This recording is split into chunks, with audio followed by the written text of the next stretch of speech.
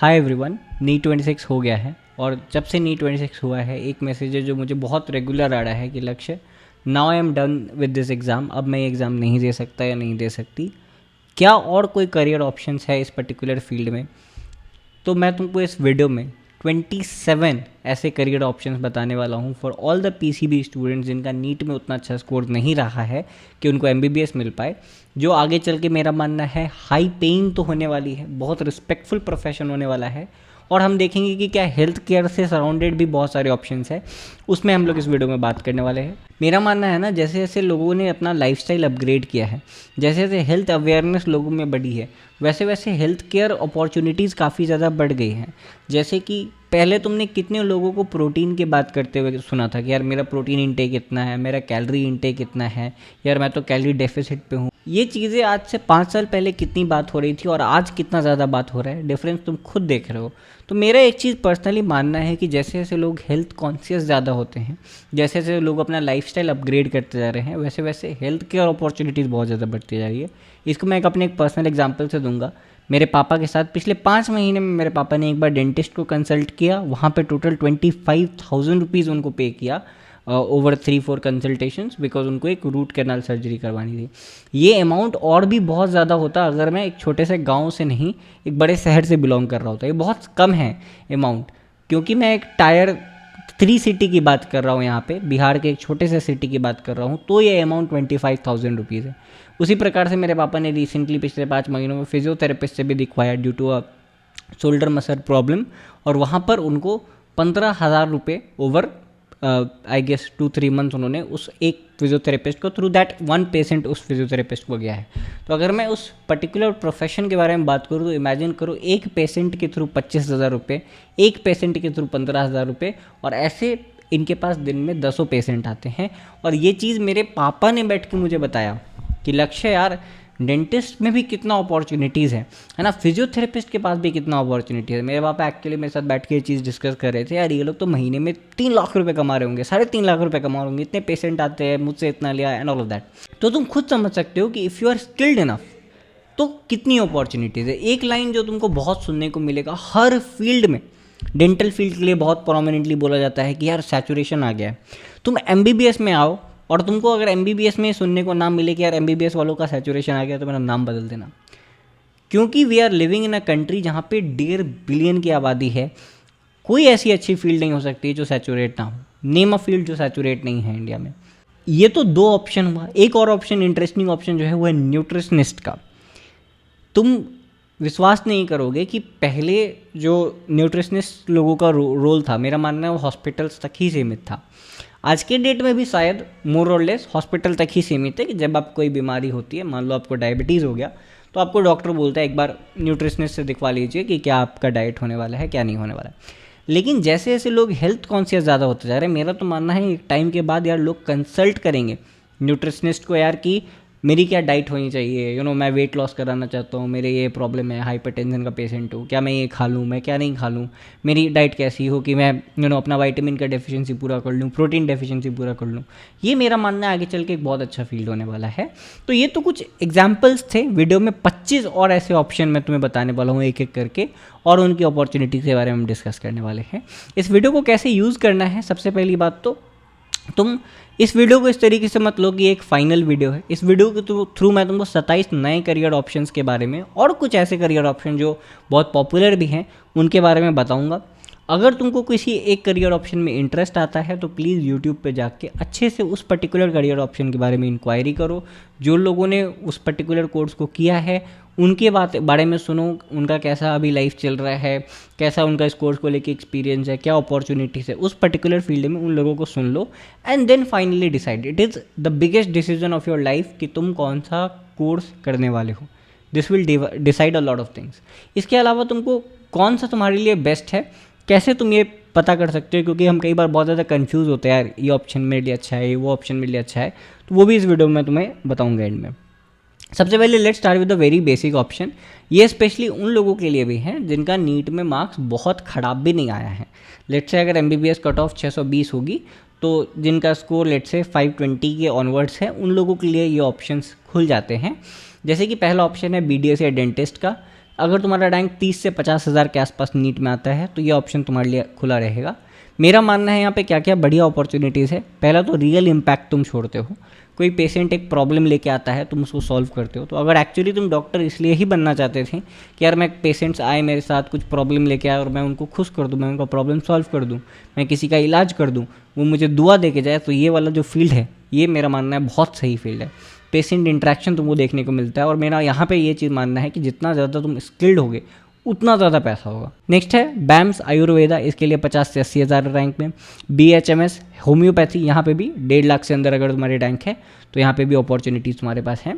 तो एक और ऑप्शन है BVSC वेटनरी का ऑप्शन, इसके लिए 50 से 80 हज़ार के आसपास रैंक की चाहिए होता है और मेरा मानना है इसकी डिमांड आगे चल के बहुत बढ़ने वाली है, specially in the tyre 1 city. आज ऑलरेडी बहुत डिमांड बढ़ चुकी है, टायर 2 सिटीज़ टायर 3 सिटीज़ में भी धीरे धीरे चल के इसका डिमांड बढ़ेगा। आज टायर 1 सिटीज़ में जो लोग रहते हैं दे ऑलरेडी नो कि how much they are spending on their pets in the medicine field. मैंने कहीं पे रेडिट वगैरह पे पढ़ा था कि वो अपनी कैट को एक छोटे से प्रॉब्लम के साथ लेके गई एंड जो फाइनल बिल बन के आया वो 3,500 का बिल बन के आया। तो yes there is opportunity in this particular field also, but इसमें सिर्फ तुम तभी जाना when you love animals, when you would like to treat animals. तो ये वो फील्ड्स हैं यहाँ पर जो अच्छी अपॉर्चुनिटीज़ हैं, डायरेक्ट पेशेंट इंटरेक्शन है, डॉक्टर वाला टैग आपको आराम से मिलता है और आप एक्चुअली हीलिंग प्रोसेस की तरफ काम करते हो। लेकिन एक यहाँ पे लिमिटेशन ये है कि नीट में तुम्हारा स्कोर अगर 500 से इस साल कम बन रहा है तो शायद इन सब में से कोई भी गवर्नमेंट कॉलेज में तुमको ऑप्शन नहीं मिलता है और प्राइवेट कॉलेज में इनकी फ़ीस थोड़ी ज़्यादा हो सकती है, लेकिन कंपेयर टू MBBS इनकी फ़ीस काफ़ी कम ही होगी। तो चाहे अगर तुमको गवर्नमेंट में मान लो ये नहीं मिल रहा है तो तुम एक बार के लिए देख सकते हो कि प्राइवेट में इनकी क्या क्या स्कोप है, क्या क्या अपॉर्चुनिटीज़ है और फीस कितना है, उस अकॉर्डिंगली तुम एक सोच सकते हो। Then allied health care services क्या होती हैं कि देखो एक डॉक्टर जब काम करता है तो उसके काम कर पाने के लिए, उस हॉस्पिटल को चलने के लिए वहाँ पे 8 और प्रोफेशनल की ज़रूरत होती है जो हेल्थ केयर सर्विसेज में होते हैं, जो तुम हॉस्पिटल्स में देखते हो। जैसे कि अगर मान लो एक OT का चल रहा है तो ऐसा थोड़ी है कि यार एक डॉक्टर आ रहा है सर्जरी कर रहा है और उससे वो OT पूरा मैनेज हो जा रहा है। नहीं, आपको एनेस्थीसिया या ऑपरेशन थिएटर के टेक्नोलॉजिस्ट की ज़रूरत पड़ती है, लैब टेक्नोलॉजिस्ट की ज़रूरत पड़ती है। रेडियोलॉजी डिपार्टमेंट में कितना ज़्यादा डिमांड है, ये अगर आप थोड़ा भी हेल्थ केयर सर्विसेज से जुड़े हो, आपको थोड़ा भी आइडिया है अबाउट मेडिसिन एंड ऑल, तो आप समझ पाओगे कि एक रेडियोलॉजी डिपार्टमेंट में एक लैब टेक्नीशियन का कितना महत्व है और उसकी कितनी अच्छी सैलरी होती है। तो वो ऑप्शंस यहाँ पे खुल जाते हैं। इसके अलावा ऑक्यूपेशनल थेरेपी का ऑप्शन आजकल बहुत ज़्यादा ग्रो कर रहा है। नर्सिंग, ये भी एक बहुत अच्छा ऑप्शन है। जो लोग नर्सिंग की तरफ देख रहे हैं ना, देखो इसमें एक फिक्स्ड करियर पाथ है जो कि बहुत अच्छा है, जो मुझे बहुत फैसिनेट किया था एक टाइम पे कि यार एक बार तुम BSc नर्सिंग कर लो, देन एक एम्स नॉर्सेट का एग्ज़ाम आता है, अगर तुम उसको क्लियर कर लेते हो तो तुम नर्सिंग ऑफिसर बनते हो, जिसकी सैलरी आराम से 75,000 पर मंथ तक स्टार्टिंग होती है। बहुत अच्छी सैलरी, गवर्नमेंट जॉब ये आपको मिल जाता है। आगे चल के बस एक एम्स नॉर्सेट का एग्ज़ाम आपको देना पड़ेगा, वहाँ क्लियर करना पड़ेगा। तो BSc नर्सिंग का भी एक अच्छा ऑप्शन आपके पास है। इसके अलावा हॉस्पिटल के एडमिनिस्ट्रेशन या मैनेजमेंट में आपको काम करना है तो वहाँ पे भी आपके पास ऑप्शंस है। न्यूट्रिशन और डाइटिशियन का पहले मैंने बात कर लिया, वहाँ पे हो गया आपके पास ऑप्शंस। और भी यहाँ पे बहुत सारे ऑप्शंस हैं। रेडियोलॉजी डिपार्टमेंट में image technology, dialysis therapy technology है ना, cardiovascular technology, trauma care management, emergency management, यहाँ पर बहुत सारा रूल आपको मिल जाता है। तो ये एक्स्ट्रा 21 ऑप्शंस टोटल अभी तक आपके पास हो गए, इंक्लूडिंग ऑल दोज ऑप्शन जो मैंने बात किया। अब एक प्रॉब्लम जो स्टूडेंट्स इन सब फील्ड में इंटरेस्ट ले रहे हैं उनके साथ क्या हो सकता है कि ये जैसे ये वाली जो फील्ड्स हैं इनके बारे में तो बहुत सारे वीडियोस यूट्यूब पे तुमको मिल जाते हैं, बहुत सारा काउंसलिंग गाइडेंस और बहुत सारे वो लोग जो पर्सनली ये फील्ड में हैं आपको मिल जाते हैं। लेकिन इन फील्ड्स का बहुत ज़्यादा अच्छा एक्सपोजर, एक्सपीरियंस के बारे में, क्या अपॉर्चुनिटी है आगे चल के, क्या सैलरी एक्सपेक्ट कर सकते हैं, कौन सी कॉलेजेस बेस्ट है, ये बहुत ज़्यादा अवेलेबल नहीं है। तो इसके लिए ना एमवर्सिटी तुम्हारा हेल्प करेगा। एमवर्सिटी बेसिकली एक इंडस्ट्री स्किलिंग पार्टनर है जिन्होंने टाई अप कर रखा है टॉप इंस्टीट्यूट के साथ में, जैसे DY Patil, KR Mangalam, HCG Bangalore, all of that. ये आपको हेल्प करेंगे अगर आप अलाइड हेल्थ केयर सर्विसेज के किसी भी ब्रांच के बारे में और डिटेल में जानना चाहते हो, आगे उनकी क्या सैलरी एक्सपेक्टेशन है, क्या तुमको सीखने को मिलता है, किस फील्ड में एक्चुअली काम करना पड़ेगा, कौन कौन से सब्जेक्ट्स है, जो भी डिटेल तुमको जानना है मैं एक लिंक दे दूंगा डिस्क्रिप्शन में, उसमें रजिस्टर करके तुम जान सकते हो जो भी तुमको डिटेल जानना है, एडमिशन लेना है, whatever thing Emversity will help you throughout. एक बार देख लेना, लिंक डिस्क्रिप्शन में डाल दूंगा। Now moving on to the BSc part.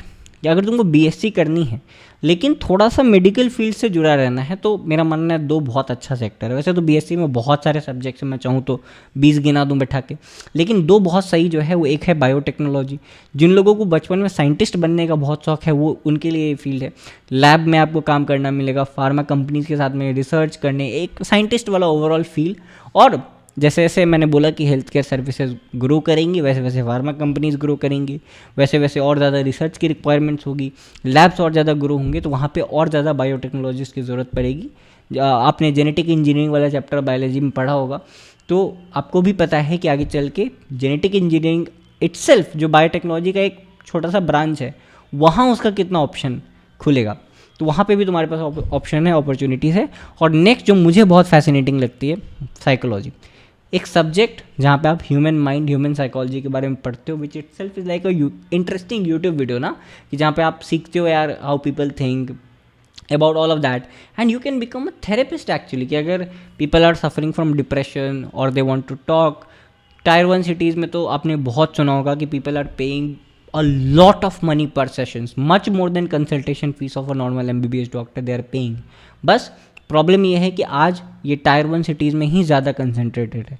जैसे मैं तो अभी पटना में हूँ, बिहार में हूँ, तो मैंने यहाँ पर तो बहुत ज़्यादा अपॉर्चुनिटी नहीं देखा, पर मेरा मानना है जैसे जैसे लोगों के पास यहाँ पर भी पैसा आएगा और and they will become more conscious about their mental health, तो मेरा मानना है साइकोलॉजी फील्ड में भी as a psychologist, as a therapist बहुत अपॉर्चुनिटीज़ मिलेगी आगे चल के। और आज ऑलरेडी बहुत अपॉर्चुनिटीज़ एग्जिस्ट कर रही है टायर 1 सिटीज़ में।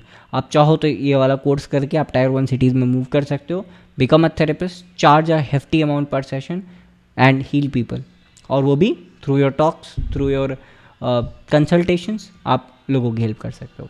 एट लास्ट एक ही मैसेज कि आपको हर जो भी ऑप्शंस मैंने बोला, हर ऑप्शन के लिए शायद सुनने को मिल जाए यार यहाँ तो सैचुरेशन है, यहाँ तो उतनी जॉब अपॉर्चुनिटी नहीं है। आपको ये चीज़ समझना पड़ेगा कि वो सेम चीज़ मैं MBBS में घुसने के बाद MBBS के बारे में भी सुनता हूँ कि अगर किसी देश की आबादी 1.5 बिलियन है, तो वहाँ हर एक जॉब जहाँ कोई अच्छी सैलरी मिल सकती है, जहाँ अच्छी अपॉर्चुनिटी है, वो सैचुरेट हो ही जाएगी। The only thing that will differentiate you from others is your skills. तो 1 सिंपल लाइन, अगर तुम आँख खोल के देखोगे, मेहनत करने के लिए तैयार हो, बहुत पैसा है, बहुत अपॉर्चुनिटीज़ है। All the best.